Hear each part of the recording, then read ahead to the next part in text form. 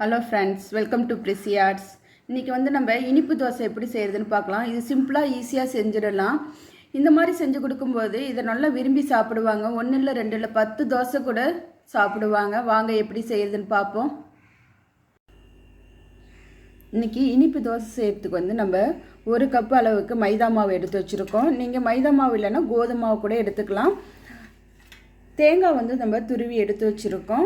அதுக்கு 1 கப்பு தேங்காய் துருவலுக்கு நான் ஒரு 1/2 கப்பு அளவுக்கு சுகர் எடுத்துருக்கோம். இந்த சுகரை வந்து இந்த தேங்காவில் கலந்துக்கலாம். நல்லா மிக்ஸ் பண்ணி வச்சுக்கிங்க. இனிப்பு வந்து உங்களுக்கு ஏற்ற மாதிரி நீங்கள் இனிப்பு சேர்த்துக்குங்க. இதில் தேங்காய் துருவில் நல்லா மிக்ஸ் பண்ணிக்கலாம். இதில் வேணும்னா ஏலக்காய் தூள் கூட ஏலக்காய் பொடி பண்ணி கூட ஆட் பண்ணிக்கலாம். நான் சேர்க்கலை. இப்போ இந்த மைதா மாவில் வந்து இதுக்கு தேவையான இந்த டிஷ்ஷுக்கு தேவையான அளவு உப்பு ஆட் பண்ணிக்கிங்க. உப்பு சேர்த்துக்கலாம். சேர்த்துட்டு தண்ணி சேர்த்து நல்லா கரைச்சிக்கலாம். தோசை மாவு பதத்துக்கு நல்லா கரைச்சி எடுத்துக்கலாம். கட்டி இல்லாமல் நல்லா கரைச்சி எடுத்துக்குங்க.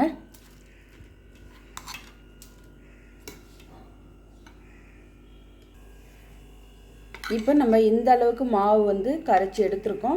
இது வந்து இப்போ நம்ம தோசையாக சுட்டு எடுக்கலாம். வாங்க.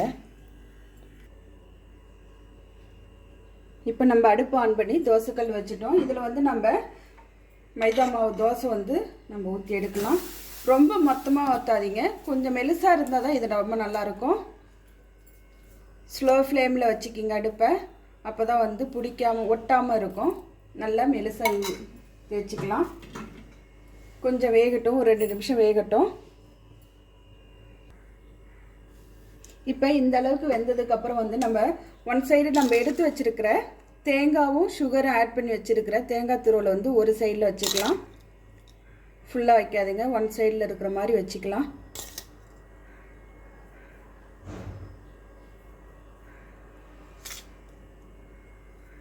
கொஞ்சம் நிறைய தேங்காய் துருவல் வைக்கும்போது ரொம்ப டேஸ்ட்டு ரொம்ப நல்லாயிருக்கும்.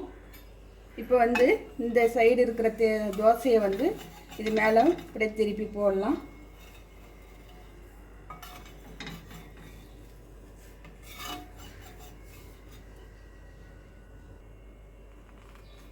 இப்படி பாதியாக இதுக்கு மேலே திருப்பி போட்டுங்க.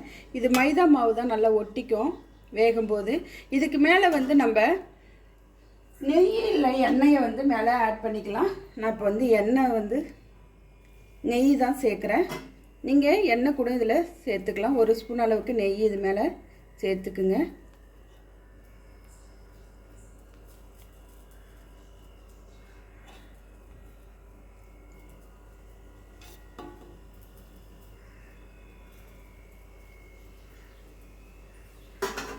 வேகட்டும்.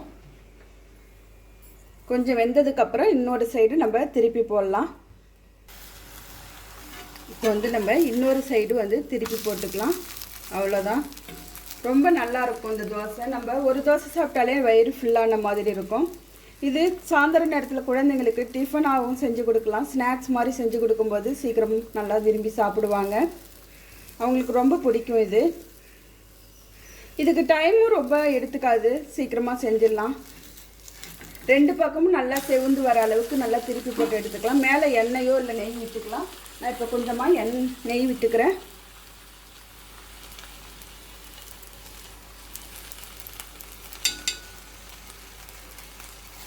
இது நீங்கள் மாவு இட்லி மாவு இருந்தாலும் அதை கூட இந்த மாதிரி செஞ்சு சாப்பிட்லாம்.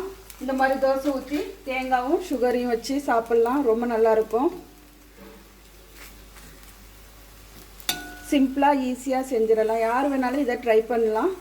ரொம்ப நல்லாயிருக்கும். ரொம்ப விரும்பி சாப்பிடுவாங்க எல்லாரும்.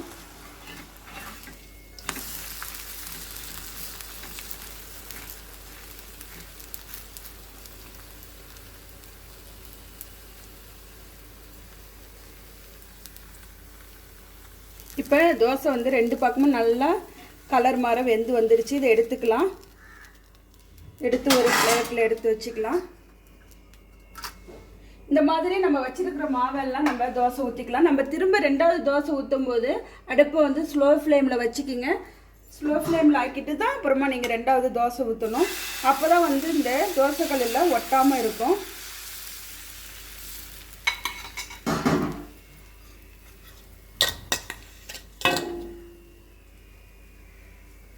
இதே மாதிரி நம்ம வச்சிருக்கிற தோசை மாவு எல்லாத்தையும் தோசை சுட்டுக்கலாம். அதுக்கப்புறம் பார்ப்போம். நம்ம இங்கே பாருங்கள், இனிப்பு தோசை வந்து நம்ம சுட்டு ரெடி பண்ணிட்டோம். இது ரொம்ப நல்லாயிருக்கும் டேஸ்ட்டாக. இதை நீங்களும் ட்ரை பண்ணி பாருங்கள். உங்களுக்கு ரொம்ப பிடிக்குன்னு நினைக்கிறேன். பிடிச்சா லைக் பண்ணுங்கள், ஷேர் பண்ணுங்கள், இந்த சேனலை சப்ஸ்கிரைப் பண்ணுங்கள். தேங்க்யூ.